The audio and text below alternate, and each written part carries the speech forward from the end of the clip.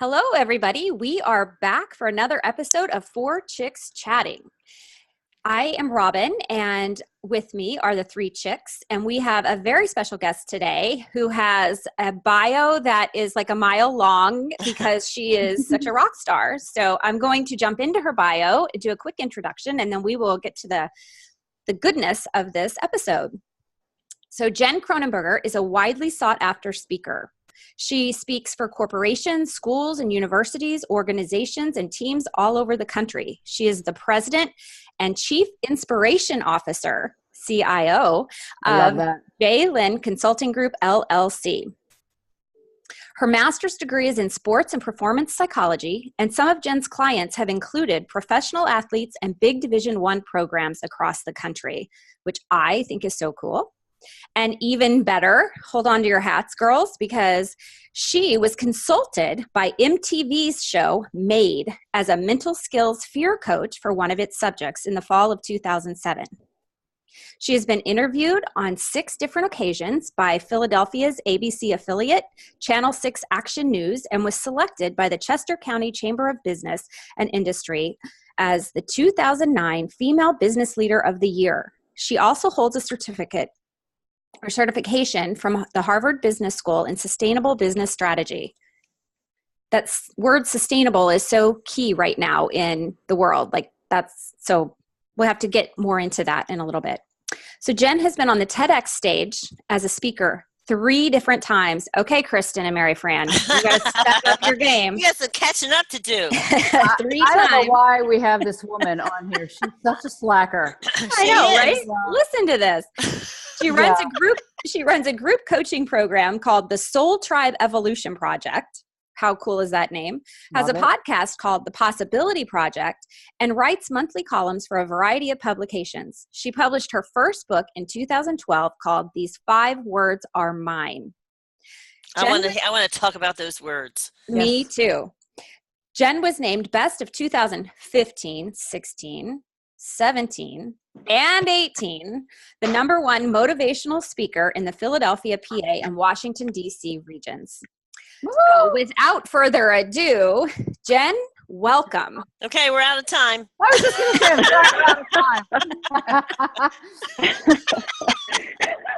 Good morning. It's so good to be here with you ladies. And I'm enjoying Friday morning already. I mean, what's not to enjoy? Spending time in your company. It's fantastic. So thanks for having me. And this is all due to the behind the scenes nonsense that went on before, which we'll spare everybody from hearing about. Good idea. So let's dive into this. Yes, let's dive into this. So Jen, so that we don't have to sit here in suspense any longer, I'm dying to know more about your 5 C's. So let me give you a little background about the 5 words and why I use them, and then the 5 C's might make a little bit more sense.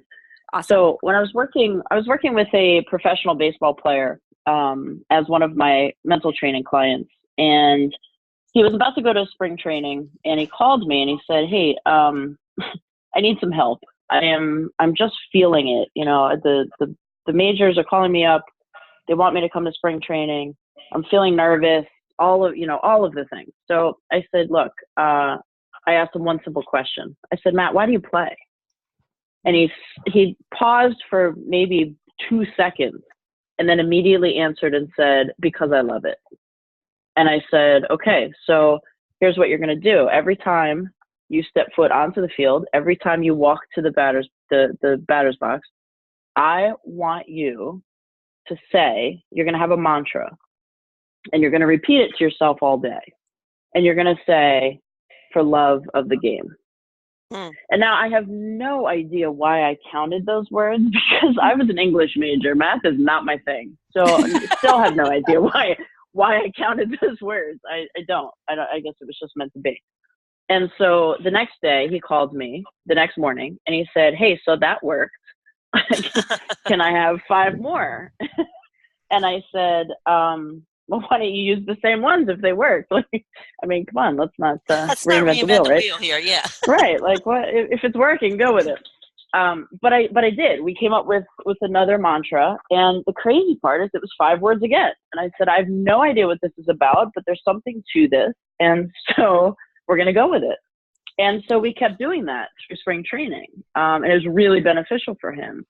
So fast forward, I started working with a professional softball team, and we did the same thing. And every day before they would go out after their batting practice pregame, they'd come into the locker room, they'd put on their actual game jerseys, and I would post on the wall their 5 words for that day.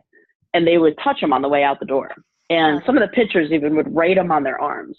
So it became this thing. And I said, I feel like with anything, it doesn't matter what it is in your life, whatever it is that you're facing or going for or attacking or have to battle or any of the stuff, there has to be something that you're focused on. And so I created this idea that 5 words really can change your life. And because 5 words can change your life, then we create those. So when I started putting together more of my speaking platform, and I started to go out there and take this message to corporations and to schools, and I came up with 5 C's. And I sat and really looked at what is at the foundation, what is at the core of everything else. And so the 5 C's that I use to this day are character, communication, choice, courage, and confidence. And those are the ones that I really focus on when I talk about that. I'm writing them down now. I've heard you speak before, and I'm writing them down again. So say them again. Character. Yep.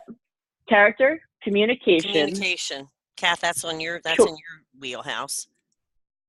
Choice. Courage. Courage and confidence. Courage. So I'm looking at these words and I'm thinking these are the building blocks for a successful life. And it doesn't matter what in what way you apply them, whether it's personally, whether it's professionally, whether, it's socially, whatever, these could be the building blocks for a successful life. Exactly right. And so I've used these at elementary schools. I've used these at nursing homes. I've used these everywhere in between, on the floor of the NIH, the USDA, the U.S. Department of Defense. These same 5 C's have applied everywhere.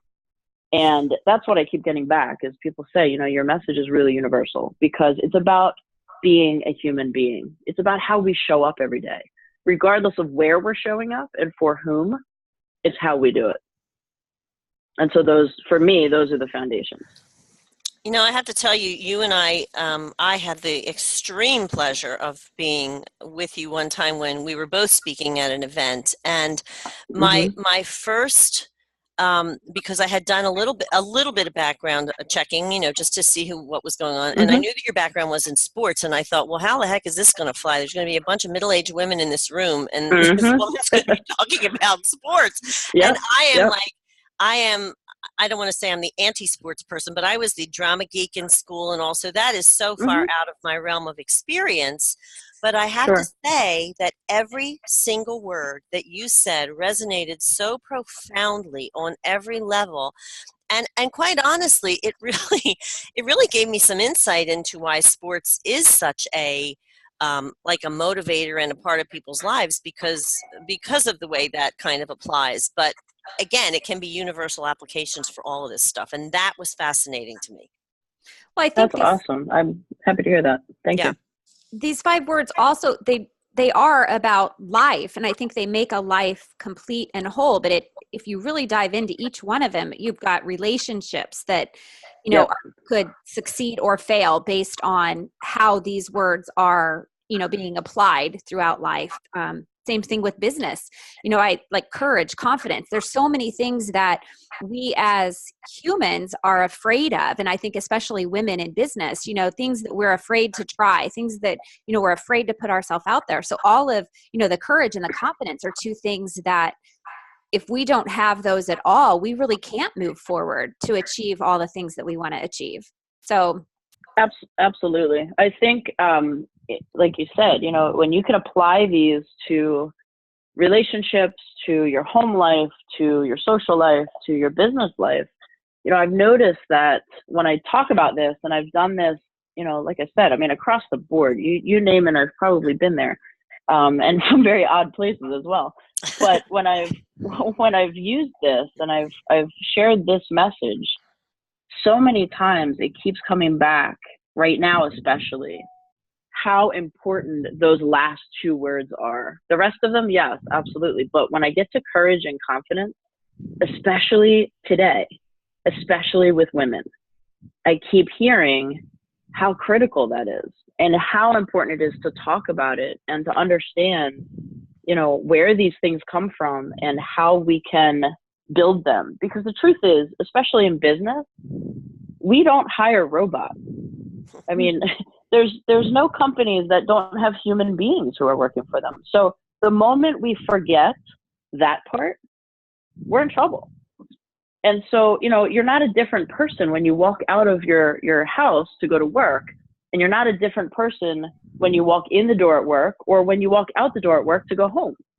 You're still a whole human being. And I think today more than ever, you know, we're leaning more towards understanding that and diving into some of the work that I've actually been doing over this past year and a half is really centered in compassionate leadership and understanding what that looks like in the workplace and beyond.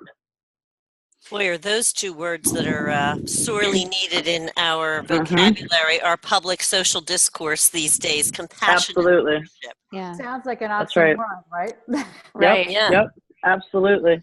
But And Jen, so that's why I think part of what I've been diving into is how can we get there? How can we get from where we are to being able to get into this place of understanding empathy and compassion and understanding that we are whole human beings. And, you know, if we could treat each other that way, it changes a lot. So Jen, Kathy and I both have young daughters. Kristen, your daughter's middle school, but she's still young. So they're still like my daughter's 11, Kathy Ava's 10. And so, you know, they're at that critical transition point almost, you know, where they're going to start hitting a lot of challenges socially.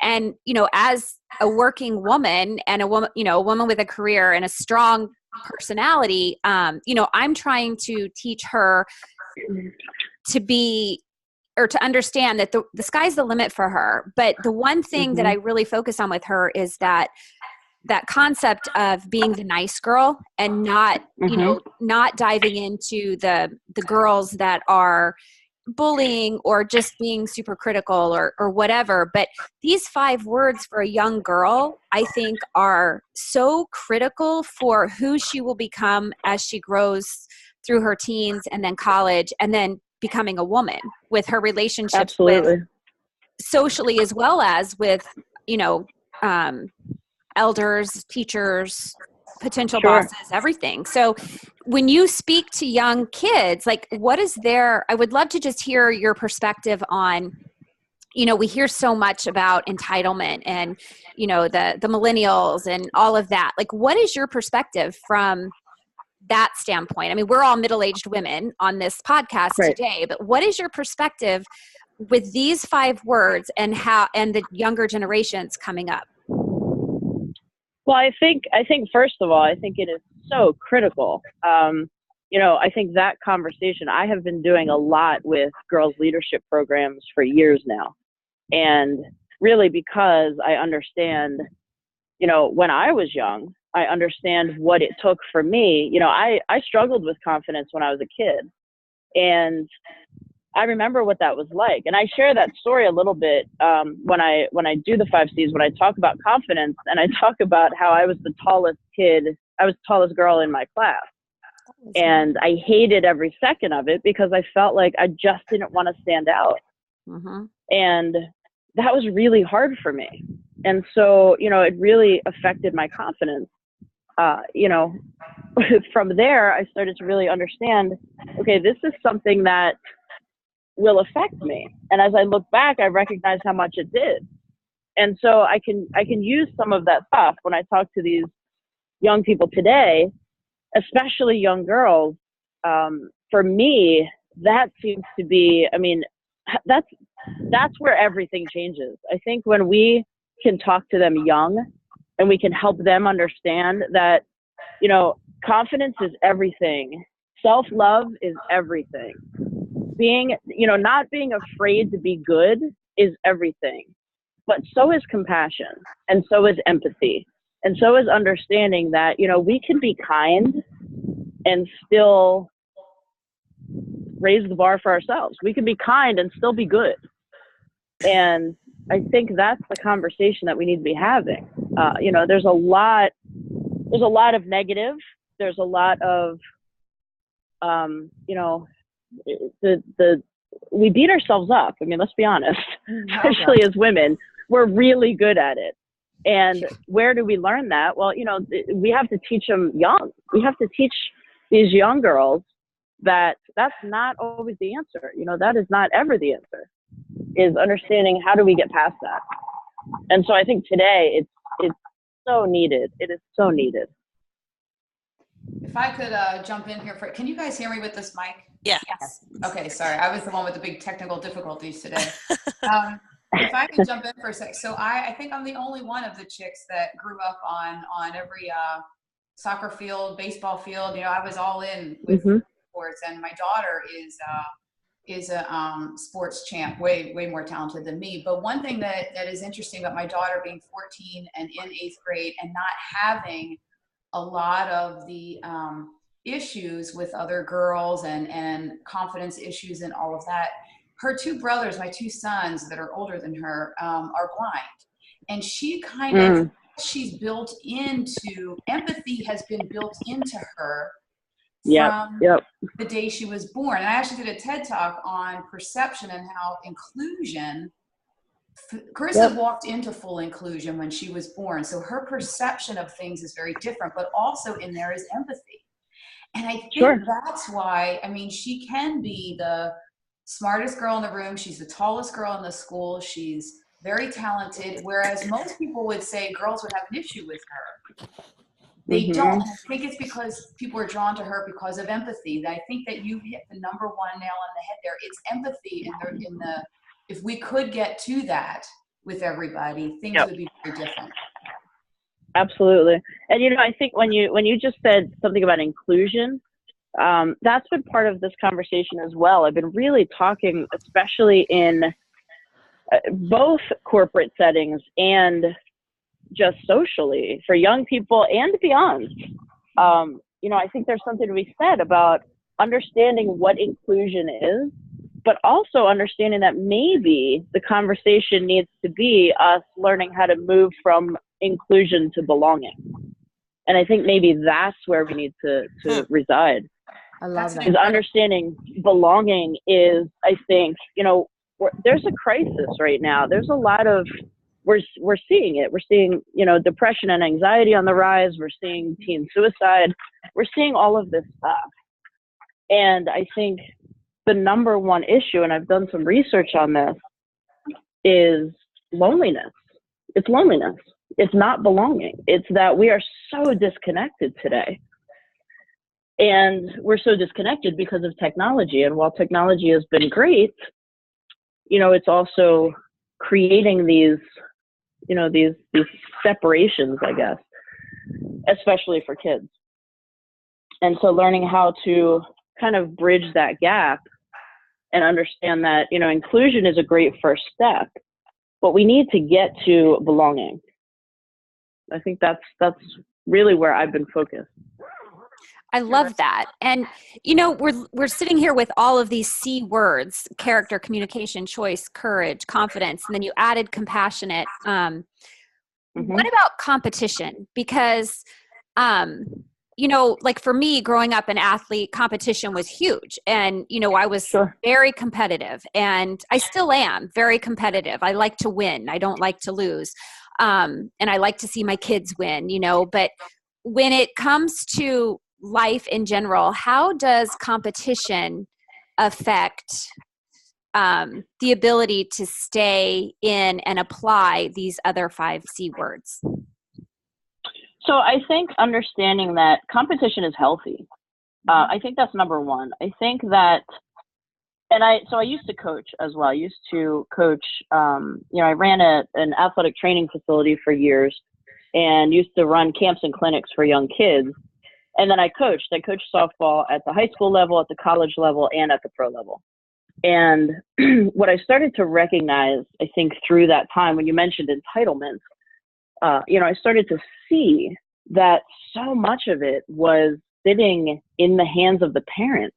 Oh God, that yeah. So many parents would show up and want to talk about their child's playing time. And my rule was, it never changed. I told them, I said, look, if you want to have a conversation about your child's playing time, this was at the high school level, then you need to come to a week of practice so that you can see what I see. And then we can have an intelligent conversation. I love that. Because you can't talk to me about something you don't know. Right. And I'll tell you, in the 4 years I was at that high school, no one took me up on that. So therefore, no one came to talk about playing time because that was the rule. And so when I moved into the college level, I thought, well, this will change because these are adult kids. No, it did not change at all. Yeah, it probably got worse. It actually got worse because I coached at a D3 school where, they're not getting scholarships, so they're paying to go there. And so, my kid paid to be here. They're on the team. They should play. And I literally had to deal with parents coming into my office to talk about their 20-year-old child. Oh, cut the cord. And already. it really was mind blowing to me. And there were times where I said, look, I will not talk to you about anything having to do with softball and your kid and all of those things, because quite frankly, that's between me and her. And, this has nothing to do with you. They can come talk to me. If they have an issue, I will talk to them. The only time you will hear from me is if there is any sort of emergency with your child or I think she is in danger. That's it. Other than that, go sit up on the hill and cheer. That's huge because, it's that transition from youth to adulthood. And I keep coming back to your 5 words. And at that point in particular, those 5 words need to become integral to forming a complete personality because they're still attached, as Kathy said. Cut the cord. Yeah, absolutely. Well, and I think, being able to see that, and as I watched it, I started to recognize that, okay, so competition, the more that you try to shelter your child, you're actually really hurting them. Yeah. I've watched kids come through this process and not be able to do a damn thing for themselves. Yeah. Like it's just not healthy. Luckily I was blessed with really amazing parents who let me fall down and said, you know what, figure it out. We're here. We love you. We support you, but you have to figure it out. And, we can't hold your hand your whole life. But unfortunately, I'm not seeing a lot of that. Yeah, God bless them. Seriously, because I know that that's part of where I am. So we're not seeing that today. We're seeing parents who immediately jump in and I'll call your teacher. I'll call your coach. I will be in the office tomorrow. No. I will fix this. Yeah. Yeah, because you know what? You're teaching your kid how not to fend for themselves. You're teaching your kid how not to solve problems. Yeah. And then what? What? So it's a major problem, I think, today more than ever, and that's why we're seeing the increase of all of this stuff, anxiety, depression, and suicidal tendencies, and all of the stuff that we're seeing that is really kind of bubbling up right now. I think has a lot to do with that. We need to teach kids how to deal with, you're going to be disappointed. That's life. There's going to be times where, you're not going to make the team. You're not going to get the job. You're not going to be the best one out there. And that is okay. It's not going to kill you. That's the conversation. No, it's not going to kill you. At the end of the day, what's the worst thing that happens? So go find another team or job or whatever. Partner, whatever. Figure it out. Yeah. Figure it out. Fail here. We throw confetti when people fail in this home. Yeah, absolutely. We throw a lot of That's right. confetti. We throw a lot of confetti over failure because I'm like, my kids had some issues last year, and my son in freshman year, he was having a hard time biology. I'm like, this is the best time. You're a freshman in high school. Fail. That's Fail right. Yeah. Figure it out. It's all go downhill from Exactly here. right. Yeah. Well, and that Yeah, right. that brings us back to that word courage. And I think you almost need courage so that you don't allow competition to seep in and ruin the positive energy to try to be someone and accomplish things for yourself and stop worrying about all of this other noise from all these other people. And I think you said it, Jen, that technology, social media, all of these things are adding and fueling all of this competition and everything that deflates the confidence and the courage. Well, think about it. We are the most technologically connected society ever. You ladies agree with that? Absolutely. Oh yeah, of course. Absolutely, right? Okay. Yeah. So, and every year we become more. However, I think we're standing on the edge of being the most disconnected at the same time. And so that gap is widening. Mhm. And because the gap is widening, there has to be ways that we can figure out, okay, how do we pull this back together?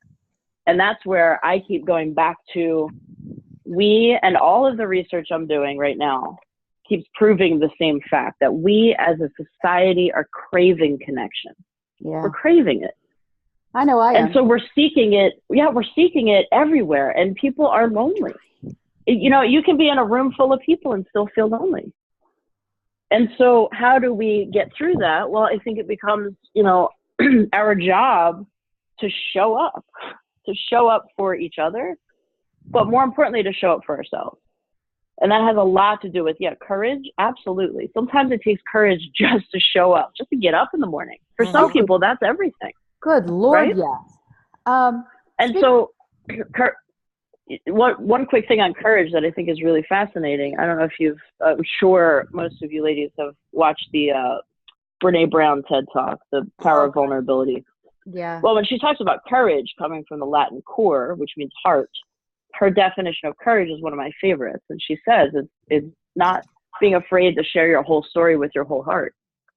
And what does that mean? Well, that means being authentic. It means showing up as you. It means being real and not being afraid to do that. And, as this divide grows, I think we become more fearful of that. We just have to get back to doing those basic things.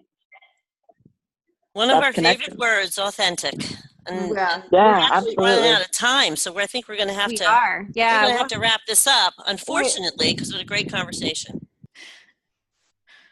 So Jen, in summary of this episode, can you please give us some information for our listeners as to where they can find you and stay connected with you going forward, as well as tell us any offerings that you might be having right now in terms of things where people can really connect with you and dive deeper with you, as well as any upcoming events that you have? Sure, sounds good. So you can find me, my website is www.the5words.com, and that's all spelled out, FIVEWORDS, the5words.com. You can find me there. There's a place there that you can email me, you can contact me, there's a phone number, all of those fun tech things that we all do so well, right? Mm-hmm. And the other thing is on social media, it's pretty easy to find me. It's Jen Cronenberger. Facebook, I have a page, Jennifer Lynn Cronenberger. Twitter, Jen Cronenberger. Instagram, Jen Cronenberger. I try to keep it simple. I mean, I know people come up with all of these different things and trying to decipher now who is that. Yeah. It's just my name. So you can find me pretty much anywhere if you just search that. As far as what's coming up, I have an event on March 30th here in Chester Springs, and that is my Soul Tribe Evolution Project Summit workshop that happens once a quarter.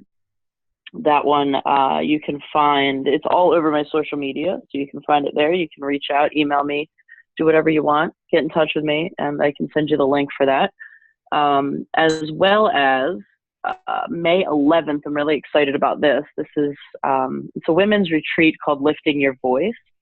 I will be doing that with NBC 10 anchor Tracy Davidson, and she and I will be in Malvern on May 11th. It's just, it's the morning. It's a Saturday. It's 8:30 to 12. And that will be at the White Manor Country Club in Melbourne. So looking forward to both of those things. Been telling people, come to March 30th to Soul Tribe and kind of get your feet wet. And then you'll dive in with us on May 11th to kind of take it a little bit deeper. So there's always something going on. You can be sure of that. I always try to, have things locally so that people can be a part of the conversation. But other than that, I mean, I love to connect. So I'm happy to, have any kind of conversation. If there's anything that you want to talk about or go deeper, send me an email, find me online, and let's connect. I enjoy that. Awesome. Well, Jen, it has been so awesome to have you on the show. You're just a wealth of information. I love your passion for what you do. I think the other 4 chicks, I'm sure, do as well.